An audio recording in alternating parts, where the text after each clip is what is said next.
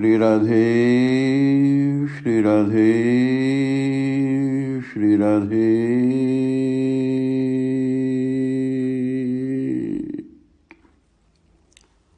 श्री राधे श्री राधे श्री राधे श्री राधे श्री राधे।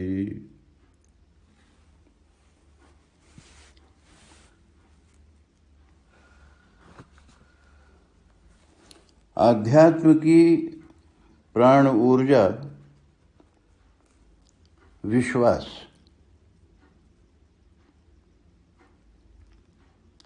आध्यात्म की प्राण ऊर्जा विश्वास है। बिनु विश्वास भगति नहीं, तेहि बिनु द्रवहि न राम। राम कृपा बिनु सपन हूँ, जीवन लह विश्राम।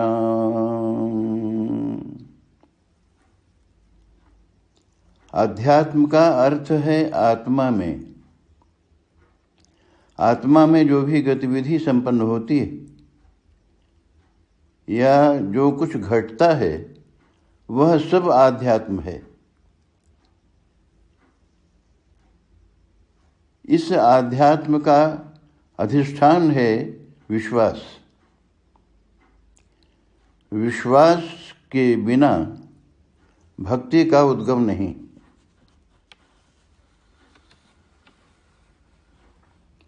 राम रीझते हैं भक्ति से। हमारे जीवन में शाश्वत शांति और समाधान भक्ति से ही प्राप्त होता है। श्री नारद ने भक्ति सूत्र में भक्ति को ही सर्वातिशायी माना, सर्वश्रेष्ठ माना। उनका सूत्र है भक्ति के संबंध में फल रूपत्वात्। भक्ति समस्त साधन और साधनाओं का फल है। अन्य सभी ज्ञान कर्म आदि साधन भक्ति के पार्षद हैं। ज्ञान तो बीज है। यह जब विस्फुटित होता है तो अंकुर का उदय होता है। जैसे अंकुरोदय की क्रिया में ज्ञान को मिटना ही पड़ता है,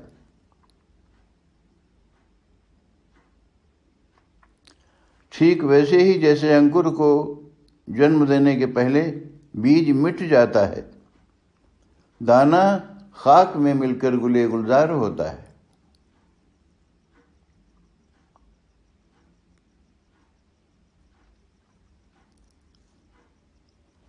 जैसे अंकुरोदय की क्रिया में ज्ञान को मिटना ही पड़ता है, ज्ञान मिटे तो अंकुरोदय हो। यह जो ज्ञान से अंकुर तक उदित होने की क्रिया है, यह कर्म है।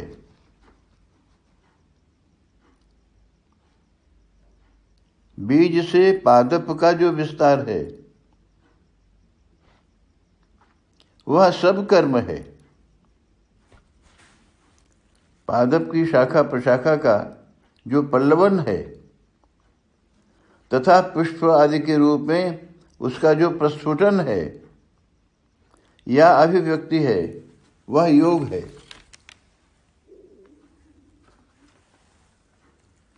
ज्ञान कर्म और योग हमारे जीवन का परम समाधान, शाश्वत समाधान नहीं दे पाते।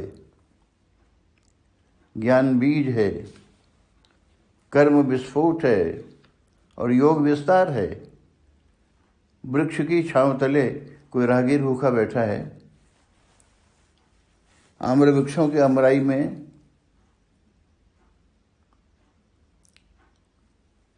चारों तरफ आम्र वृक्ष है, परंतु भूखे के लिए यह किस काम का?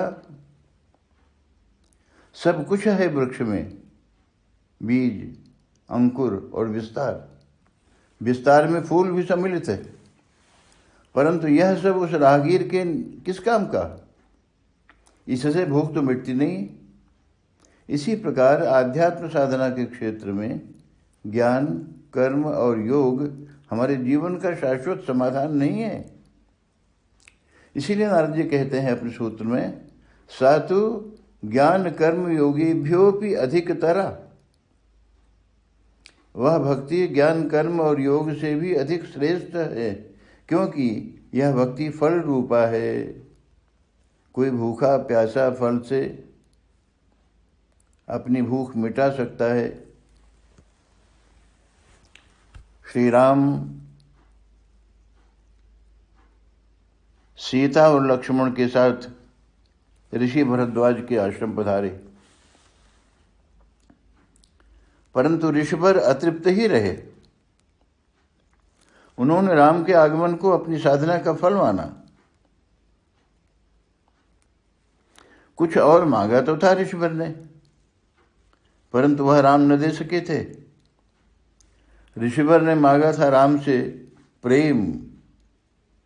प्रेम भला देने की वस्तु है, प्रेम का तो अनुभव होता है, और ऋषि भरद्वाज वह अनुभव न कर सके थे राम को पाकर भी। परंतु राम उस प्रेम के अनुभव की एक संभावना बताकर चले गए थे।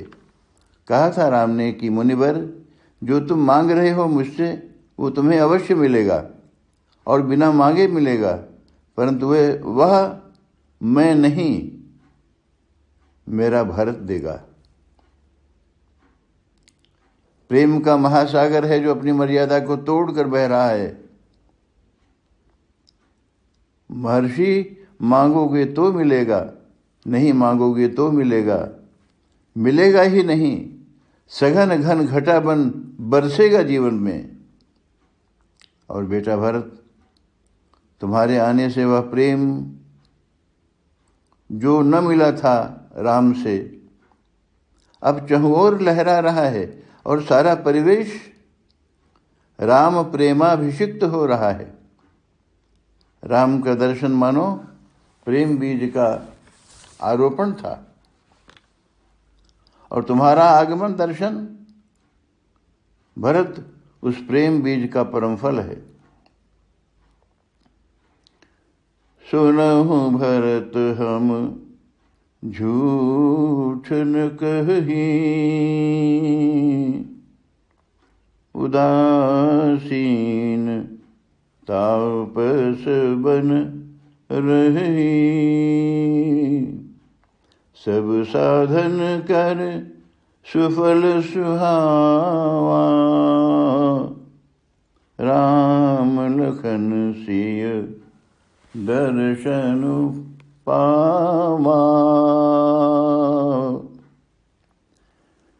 ते फल कर फल दर्श तुम्हारा,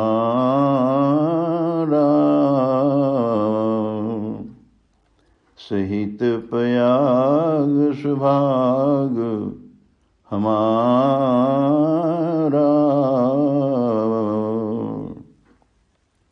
उस अलौकिक परम फल के आस्वादन से मैं ही नहीं, संपूर्ण तीर्थराज का परिवेश कृतार्थ हो रहा है, धन्य धन्य हो रहा है। एक विश्वास था ऋषि को राम की वाणी में, वह विश्वास फलीभूत हो रहा है। प्रायः जितने भी अवध के यात्री हैं, वशिष्ठ भी, सभी का विश्वास डगमगा रहा है। भरत के प्रति सभी संशयालु हैं, इसीलिए उन सभी को जीवन का वह अपेक्षित समाधान नहीं मिलता जो मिलना चाहिए था। श्री नारद ने भक्ति को फलरूप होने के कारण सर्वोपरि माना, परंतु फल में भी विधि निषेध होने के कारण न्यूनाधिक्य तो रहता है। कुछ ग्राह्य है, कुछ अग्राह्य है।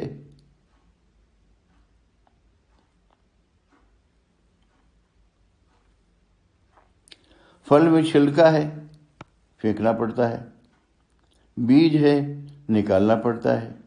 इसके अतिरिक्त खाने में फल कड़ा कठोर हो सकता है। भला दंत विहीन बालक या वृद्ध उस फल को कैसे खा सकेंगे?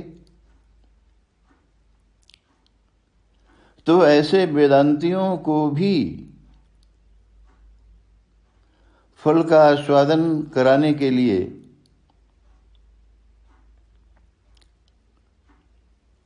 श्री नारद कहते हैं, फल की श्रेष्ठता होने के बाद भी एक पग और गहरा उतरना होगा। ततोप्यधिकः राधा भावः रसरूपत्वात्। नारद के पूर्वोक्त सूत्रों में यह एक सूत्र और जोड़ना पड़ रहा है। बाबा तुलसी ने विश्वास को भगवान शंकर का साक्षात स्वरूप माना। भगवती पार्वती प्रत्यक्ष श्रद्धा है। बाबा कहते हैं, भवानी शंकरो वंदे श्रद्धा विश्वास रूपिणो याभ्यां विना न पश्यन्ति सिद्धाः स्वान्तस्तमीश्वरम्। लोग जानना चाहते हैं भगवान को, देखना चाहते हैं भगवान को, परंतु विश्वास के बिना न जाना जा सकता है, वह न देखा जा सकता है। भगवान का अस्तित्व, भगवदीय सत्ता विश्वास पर टिकी है। श्रद्धा और विश्वास दो पंख हैं जिसके सहारे उड़कर पंछी अपना नीड पा लेता है। नीड अर्थात घोंसला। हम सभी को अपना नीड पाना है। वही हमारा शाश्वत सत्ता केंद्र है, वही हमारी पहचान है। हम वही हैं, परंतु उस दिशा की ओर हम एक पग भी नहीं चल पाते।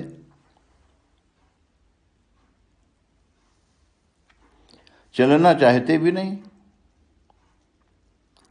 मान्यता है कि भगवान शंकर त्रिनेत्र हैं। ये दो नेत्रों की बात तो समझ में आती है, परंतु यह तीसरा नेत्र किस लिए? हम सभी पशु पक्षी जीव मात्र ऐसे तो त्रिनेत्र हैं। यह बात अलग है कि देखते दो ही हैं। यह तीसरा नेत्र है विश्वास। जब कभी काम का प्रचंड पराक्रम प्रकट होता है, काम का प्रकोप होता है और राम ओझल होने लगते हैं, तब शिव का तीसरा नेत्र खुलता है। तीसरा नेत्र खुलता है राम के लिए। दो नेत्र हैं प्रकृति का दर्शन करने के लिए, और तीसरा नेत्र परमात्मा का साक्षात्कार करने के लिए। हम सभी का वह तीसरा नेत्र, विश्वास रूप नेत्र, बंद है। इसीलिए संसारी लोग संशय में हैं, संभ्रम में हैं। शिव को भी एक क्षण का संभ्रम तो होगा ही, हुआ था।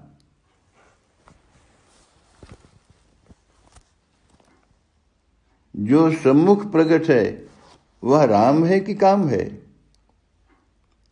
क्योंकि रंगरूप, वेशभूषा पूरी तरह यह राम दिख रहा है, परंतु राम होते तो हमसे दूर क्यों होते? राम होते तो आम्र वृक्ष की शाखा पर बैठे क्यों होते? राम होते तो मेरे हृदय पर पुष्प बाण का प्रहार क्यों करते? राम होते तो हमें विकल और व्याकुल क्यों बनाते? ये राम नहीं है तो फिर कौन है? दोनों सम हैं, ठीक एक जैसे। निर्णय कैसे हो कि इनमें राम और काम, कहाँ कितना राम है और कहाँ कैसा काम है। ऐसे में विश्वास रूप नेत्र चाहिए। विश्वास ही निर्णय करेगा प्रकृति और परमात्मा का अंतर, भेद। शिव का तीसरा नेत्र खुलता है आवेश रोष में, और काम जलकर क्षार क्षार हो जाता है। तब पता चलता है संसारियों को कि जो सम्मुख भस्मीभूत हुआ है ना, राम का रूप धारण किए हुए, वह तो काम था। श्री भगवान की कृपा बिना भगवत्ता का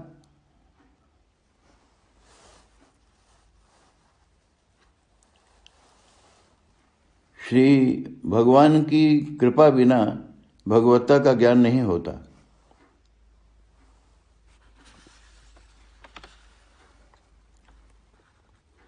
एक क्रम है, जानो फिर पहचानो।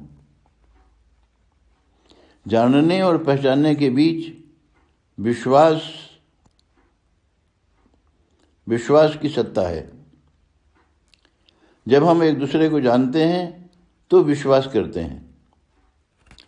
विश्वास के बिना न स्वार्थ चलता है और न ही परमार्थ। सांसारिक संबंधों का निर्वाह नहीं होता विश्वास के बिना। और आध्यात्म की तो रीढ़ ही है विश्वास। विश्वास साधन भी है और सिद्धि भी। प्रारंभ है विश्वास और समापन भी है। विश्वास का अर्थ भावना भी है। यादृशी भावना यस्य सिद्धिर्भवति तादृशी।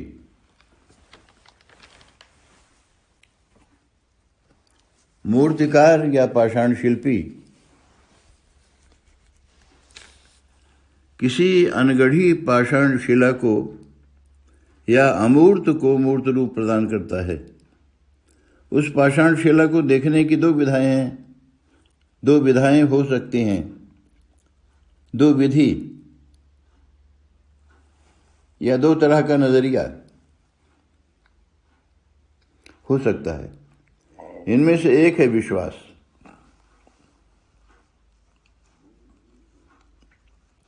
याभ्याम विना न पश्यन्ति सिद्धाः स्वान्तस्थमीश्वरम्। जिस विश्वास के बिना स्वयं में अवस्थित श्वास श्वास में भरा हुआ परमात्मा नहीं दिखता। इस प्रकार विश्वास है तो पाषाण शिला भी परमात्मा है, अन्यथा वह पाषाण खंड पाषाण तो है ही। भगवान श्री कृष्ण श्रीमद् भगवद गीता में अर्जुन से कहते हैं, अर्जुन तू योगी बन अर्जुन। श्री नारद कहते हैं भक्त सर्वश्रेष्ठ है, तो भगवान कृष्ण की दिव्य वाणी है कि योगी सर्वश्रेष्ठ है। तपस्वी, ज्ञानी और कर्मी ये तीनों ही संसार से बंधे हैं, सकाम है ये। परंतु योगी निष्काम है, उसका उद्देश्य परमात्मा का साक्षात्कार है। तपस्विभ्योऽधिको योगी ज्ञानिभ्योऽपि मतोऽधिका कर्मिभ्यश्चाधिको योगी तस्मात् योगी भव अर्जुन। अर्जुन तो योगी बन। परंतु अब कहते हैं श्रेष्ठ होने पर भी योग में ही मत अटक जाना। अभी एक पग और आगे बढ़ना है, जहां राधा भाव रस महासागर लहरा रहा है। इसे हम परम योग कह सकते हैं। यह श्रद्धा और विश्वास के बिना संभव नहीं है। श्री कृष्ण कहते हैं योगिनाम अपि सर्वेषाम मद्गतेनान्तरात्मना श्रद्धावान भजते यो माम समे युक्ततमो मतः। श्री राधे श्री राधे श्री राधे श्री राधे श्री राधे श्री राधे श्री राधे।